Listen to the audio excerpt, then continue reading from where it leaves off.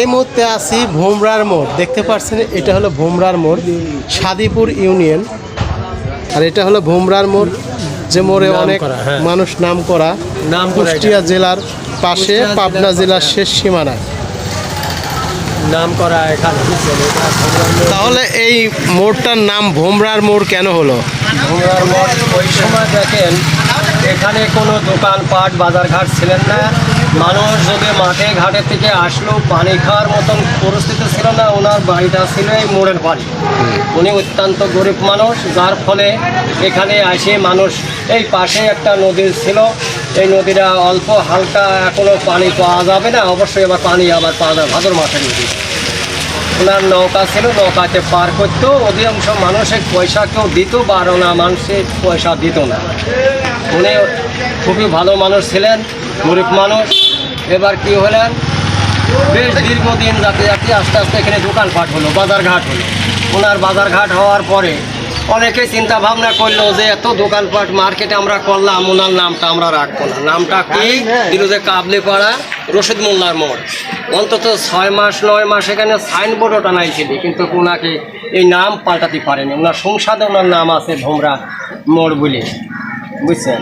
উনি খুবই ভালো মানুষ ছিলেন। উনি মারা গেছেন, ওনার ছেলে পেলে আছে আলহামদুলিল্লাহ। এখন তারা সবাই সেই নামেই পরিচিত। এখান থেকে 10 মাইল দূর থেকেও মানুষ আসে বাজারঘাট চিনতে পারবে এখন। মানে আমাদের পাবনা জেলাতে তো নাম করলে বোঝা যায় যে ভোমরার মোড় একটা নাম আছে, এখানে একটা হাট বসে। এই হাটটা কি প্রত্যেক দিন বসে? প্রতিদিন বসে, সকালবেলা এবং বিকালবেলা। এমনি স্বাভাবিক দোকানপাট খোলা থাকে। নিত্য নতুন জিনিস পাওয়া যায়। পাশেই আপনার পদ্মা নদী, নদীর বিভিন্ন রকমের আকার ধরনের মাছ পাওয়া যায় টাটকা। যার এটা তো কুষ্টিয়া জেলা শেষ সীমানার নিকটবর্তী। মানে এটা কোন কুষ্টিয়া জেলা ইউনিয়নের নাম? চরসাদিপুর ইউনিয়ন। একটা ভালো জিনিস আপনি জানতে পারবেন যে এই চরসাদিপুর ইউনিয়নে বাংলাদেশের মধ্যে কোনো একটা হিন্দু, খ্রিস্টান, বৌদ্ধ কোনো বসবাস নেই। সম্পূর্ণই এটা একটা আলাদা মুসলিম এখানে সবাই ছাড়া কোনো অন্য। মানে আপনাদের এই অঞ্চলে কোনো হিন্দু সম্প্রদায় কেউ নাই, সবাই ফাইন একটা জিনিস। মুসলিম সবাই এলাকায় সবাই মুসলিম বাস করে, এখানে কোনো হিন্দু এই এলাকাতে নাই। এটা কিন্তু অনেক একটা বিশাল পাওয়া যায়। এলাকায় আসলে কখনোই হিন্দু সম্প্রদায় পাওয়া যাবে না, কোনো সম্প্রদায়ের মানুষই নেই, শুধু মুসলিম। অবশ্যই আসবেন, এই এলাকায় আসতে পারবেন।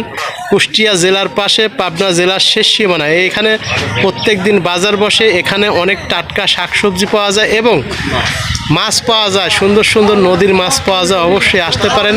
আর আমি এই বড় ভাইয়ের সঙ্গে কথা বলে অনেক কিছু জানতে পারলাম এবং শুনতে পারলাম। যাই হোক, বড় ভাই ভালো থাকবেন, সুস্থ থাকবেন, ইনশাল্লাহ আপনার জন্য দোয়া রইল।